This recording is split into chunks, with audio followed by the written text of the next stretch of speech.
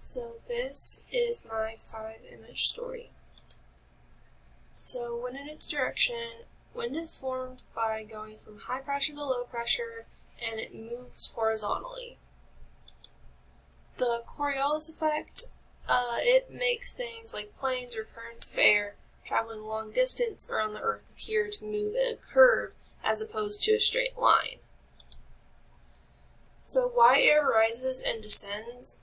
Air rises because the warmer, less dense air effectively floats on top of the colder, denser air below it. So this creates a buoyant force that causes warmer air to rise. Air sinking down compresses air at the surface, raising temperatures near the ground.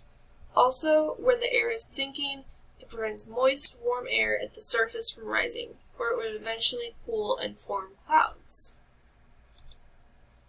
So how the general circulation impacts the climate in certain areas. The combination of oceanic and atmospheric circulation drives global climate by redistributing heat and moisture.